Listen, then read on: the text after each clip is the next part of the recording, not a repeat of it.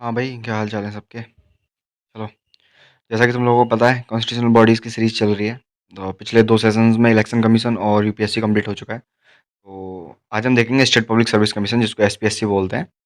वो बेसिकली होता क्या है, तो देखो, सेम होता है यूपीएससी की तरह, बस इसमें कुछ चेंजेस हैं, वो आप लोग ध्यान रखना, ठीक है। सबसे पहला, सेम आर्टिकल में लाई करता है।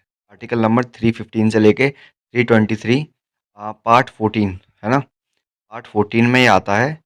और ये कॉन्स्टिट्यूशनल बॉडीज़ हैं। कॉन्स्टिट्यूशनल बॉडीज़ क्या होती हैं? कॉन्स्टिट्यूशनल बॉडीज़ वो होती हैं जो किसी न किसी आर्टिकल के तहत लिखी हों कॉन्स्टिट्यूशन में, ठीक है। तो पार्ट याद रखना, इसका पार्ट 14 में आता है।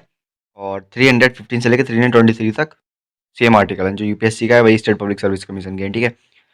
कंपोजिशन क्या है इसका? एक चेयरमैन होते हैं इसमें, और बाकी अदर मेंबर्स होते हैं 8 या 10, ठीक है। अब वही, अगर इन लोगों को इंक्लूडिंग द चेयरमैन मिला लें तो 9 से 11 लोग हो जाते हैं। अब देखो, लेकिन एक ना ट्विस्ट है यहाँ पे, थोड़ा सा ट्विस्ट क्या है? ट्विस्ट ये है कि जैसा कि यूपीएससी में था कि वहाँ जो अपॉइंटमेंट कर रहे थे यूपीएससी चेयरमैन और मेंबर्स की, वो कर रहे थे प्रेसिडेंट। तो ऐसे ही यहाँ पे कौन करेगा? अपॉइंटमेंट करेंगे गवर्नर, है ना। तो अपॉइंटमेंट तो इनके गवर्नर करेंगे, लेकिन जो इनका रिमूवल है वो कौन करेगा? इनका रिमूवल, इनको जो रिमूव्ड करेंगे वो करेंगे प्रेसिडेंट। ये है फैक्ट, ये है ट्विस्ट, ठीक है। तो चाहे वो मेंबर हो, चाहे वो चेयरमैन हो, इनको मतलब रिमूव कौन करेगा? इनको रिमूव करेंगे प्रेसिडेंट और अपॉइंट करेंगे गवर्नर, ठीक है। तो ये चीज़ याद रखना। दूसरा, टेन्योर इसका भी 6 ईयर है, 6 ईयर तक रहते हैं।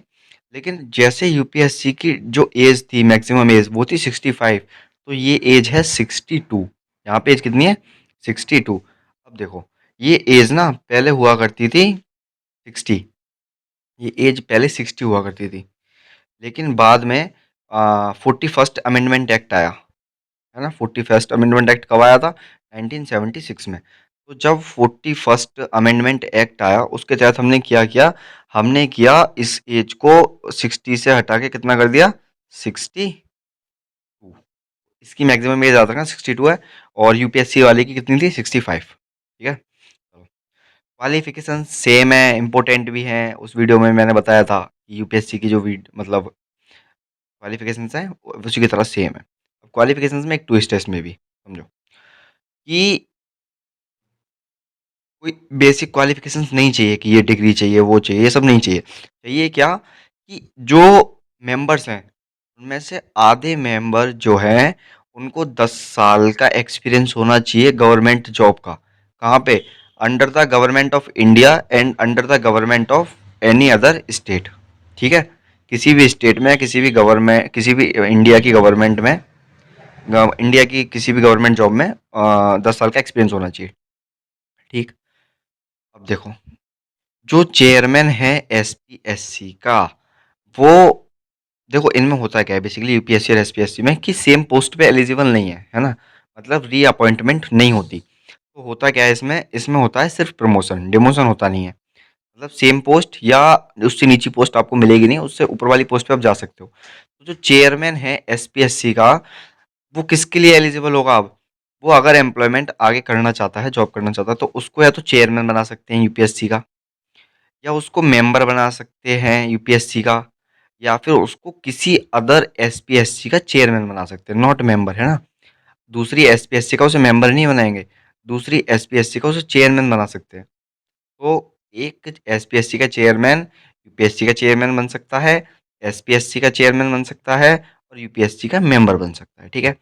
और एसपीएससी का मेंबर क्या बन सकते हैं?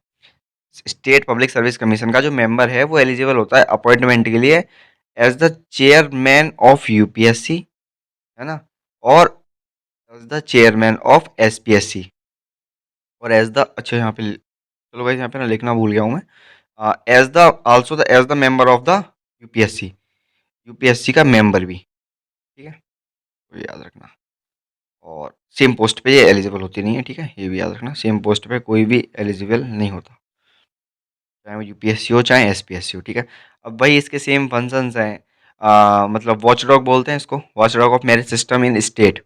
और यूपीएससी को क्या बोलते हैं? Watchdog of merit system in India, ठीक है। तो यही सिविल सर्विस के एग्जाम, रिक्रूटमेंट, जो भी सारे मैटर्स होते हैं वो ये कंडक्ट कराते हैं।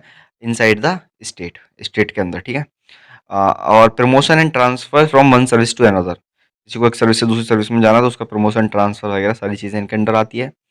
सिविल सर्विसेज का एग्जामिनेशन ये यूपीपीसीएस वगैरह होता है, वो लोग यही कराते हैं, ठीक है, एसपीएससी वाले। और matter related to reemployment of certain retired civil servants, तो मतलब किसी अगर रिटायर्ड सिविल सर्वेंट है उसको दोबारा री एम्प्लॉयमेंट देना, तो वो सारी चीज़ें इन्हीं के अंडर में आती हैं। ये बेसिकली सिंपल था हमारा स्टेट पब्लिक सर्विस कमीशन। जिन जिन लोगों ने यूपीएससी वाली वीडियो देखी होगी उनके लिए काफ़ी इजी रहा होगा, ठीक है। तो कल में भी ट्राई करते हैं क्या कंप्लीट करने की, जिन लोगों को पता है क्या क्या होता है controller and auditor general of India, ठीक है। अगर सीरीज़ अच्छी लग रही हो तो वीडियो लाइक कर सकते हो और कमेंट में बता सकते हो इसके बाद कौन सी कॉन्स्टिट्यूशनल बॉडीज़ के ऊपर वीडियो चाहिए तुम्हें। चलो तब तक ध्यान रखो, बाय बाय।